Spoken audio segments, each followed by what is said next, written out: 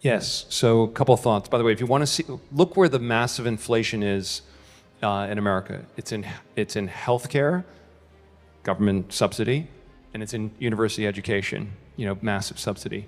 And by the way, think about all the subsidies that Harvard is getting. It's not just, of course, direct government funding. It's not just the tax exemption, right? My view is you have a tax exemption, you're a fiduciary, have fiduciary responsibility to the taxpayer because it means that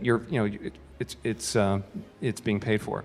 And you have, if every student can afford to go because they can access, a loan, then there's no limit on the price you can charge. So your point is right.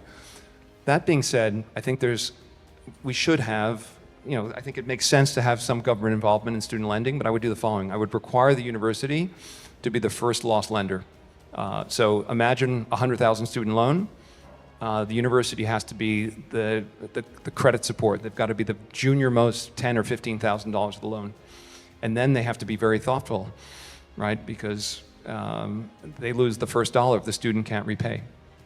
And I think student loans should be dischargeable in bankruptcy, but maybe by the time you turn 40. The logic behind making them not dischargeable, the theory was a student would borrow the money and then would graduate and then would just file for bankruptcy and just to clear their debt. So there was a logic to making them non-dischargeable. My argument is by the time you're 40, if you haven't been able to pay down your student debt or whatever and don't have a good successful career, obviously your education didn't help you, and the bankruptcy court seems like an appropriate place for you to go to have a restart. And no one, of course, would, borrow the money with an expectation of defaulting in 18 years. So I think there are a number of changes you could make to student lending that would have a very dramatic effect. But I think the most important is for the university to have skin in the game. It's like a mortgage.